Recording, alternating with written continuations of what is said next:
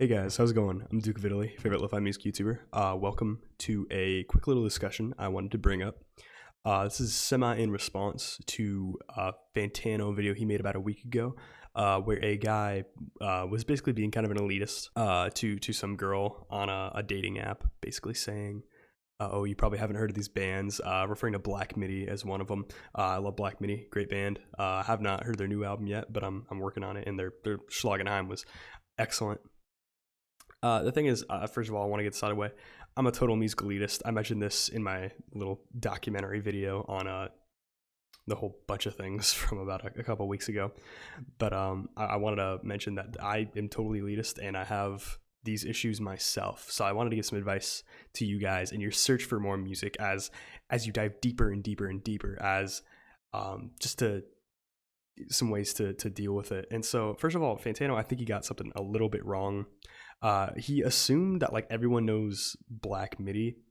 Um, this is a thing that us in music communities we struggle with a whole lot, and it's it's tough because a lot of us assume that we're all in this sort of at the same level, but none of us are.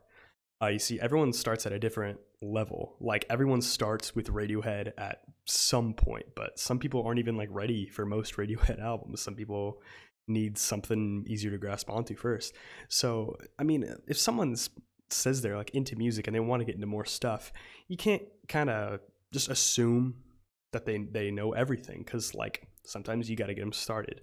And so I just find that assumption not very helpful, that people know things, because like if you just straight up recommend a Swans album before anything else, they're gonna hate it. That's what happened to me. That's probably what happened to dozens of other people. That's why Swans' Spotify page, their number one most listened to song is Screenshot, and it's like 3 times as popular as their second song on that album, and the listens drop drastically from there. That's the effect every Fantano 10 has, except probably T-Pab, because I mean everyone likes that album. So that's just an issue with acknowledging not knowing whether or not people are ready for different kinds of music.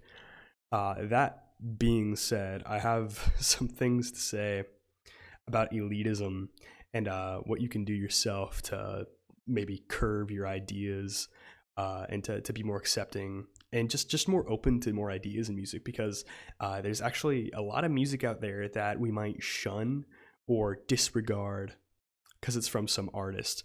Um, Quick example of that is if Fantano actually has a huge effect on this. There was a time for a few years where he could just kill an album's momentum by giving it a 7 or a lower. Probably the worst example of this is Autumn for Crippled Children, Try Not to Destroy Everything You Love, a great Black Gaze album. He gave it a 7, and the traction was shut down, which is sad. And there are even comments on other videos. One of them I found a little ridiculous. He reviewed an Earth album, and someone was like, "Oh, you gave this a 6, and its progression is cut short." And I was like, "I don't really know about that. Earth is a pretty popular drone metal outfit. I don't think they're cut short by that. I'm sure people in Mew are still going to listen to him because they especially don't care about Fantano. In fact, there are threads dedicated to hating him. I've seen them. There's something else, but that's just going to say that like you gotta look past that sometimes if it sounds interesting. But there is one thing with that. Like if no one recommends it, then you don't listen to it probably. But one thing I want to recommend before my actual tips, you gotta remember your tastes aren't as special as you think. Everything you've listened to, someone else has listened to before, and it's probably a closer connection than you think. Sure, you might be into avant prog or some weird fusion genre, but I mean it's popular somewhere, so you're not that special depending on whatever you like. uh you can like so many different genres and so many different artists, but it's your passion for music that makes you special, and the fact that you're dedicated to go into it, not the fact that you found individual artists, because you didn't find them, someone recommended them to you. Best case scenario for you is like you listen to an interview of an artist and they recommended a different album, or maybe you follow like some studio and they release an album of some artists and that's how you find it. But even then, it's not really you finding it anymore. So it's not that much of an achievement. You can go down this rabbit hole, but remember, it's not an achievement to do this stuff. But once you digest it all, then you're doing a good job, I think. And I'll admit, my tastes aren't that special either. And there's nothing wrong with not having special tastes. We don't all have to be scroofy here. You don't all have to like most avant-garde music. You like what you like, and there's nothing wrong with that. Even if you have guilty pleasures like Millionaires for me, I know they suck. Their lyrics are terrible, and their production is not great either. But they're fun to listen to. But just a couple tips to kind of drive the point home a little bit. If someone gives you a recommendation, give it a shot. You'd never know. And a couple albums that I listened to kind of early on, before I had any pride about music, that I just want to kind of recommend. Color and the Shape, Foo Fighters, second album.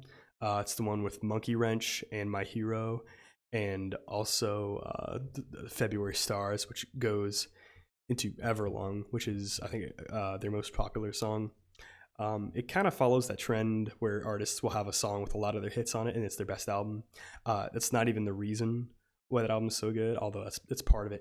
It's just a genuinely great album. A lot of really good deep cuts on it too.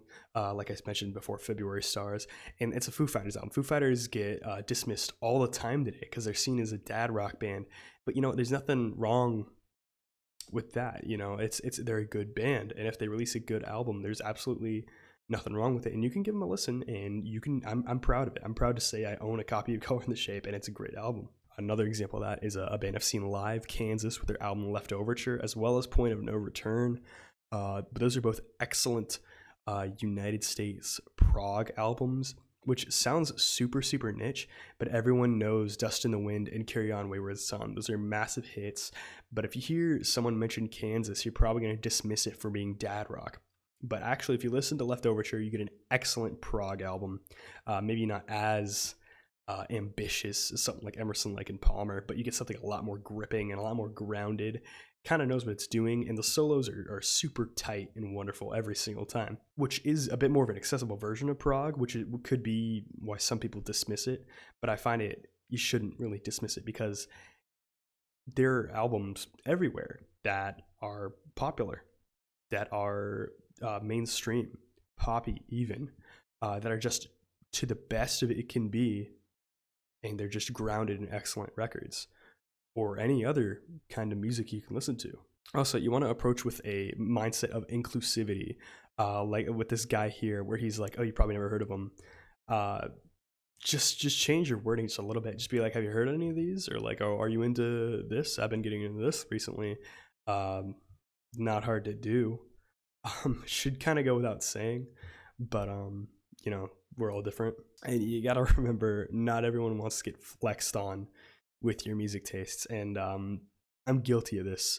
There have been times where I'm like talking to someone and I'm like, what kind of music do you like? And this is a meme I found from you, and the person says, oh, like everything except for this and this.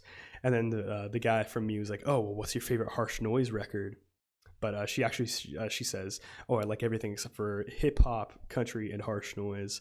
So he's all confused by that. But the funny thing with that question is, you talk to that guy and be like, what's your favorite Harsh Noise record? And he's gonna probably not say anything, but his answer is gonna be Pulse Demon, because he doesn't know any other Harsh Noise records unless he knows Mersbeat, which is also a Mersbow album, or maybe something by Vormir. But that's then he's getting kind of interesting. But and yeah, I've been that guy before where someone says, oh, I like everything, so I recommend them Sachiko M. Well, I don't recommend them, but I'm like, I kind of say, you're not going to like this. I mean, I do kind of try to justify that idea by saying, like, you don't like everything, not even every genre of music. But, I mean, there's no really point in being like that. Honestly, assume they don't know about it. That's a lot healthier and a lot more helpful than assuming they do know, because then there's no learning involved. There's no recommendation, and someone passes up on something. Remember, like, someone one day had to be recommended OK Computer before anyone got into music, and that, like a nerd, like you or I, hopefully. But that's all I really wanted to talk about today. That's about it. So any comments, questions, or concerns, Go ahead and comment down below. What are your thoughts on music elitism? Do you struggle with it yourself? Go ahead and like this video if you enjoyed. Any comments, questions, or concerns, go ahead and comment down below. Social media will be in the description, and that's about it. Discord also in the description. Join that. That's about it.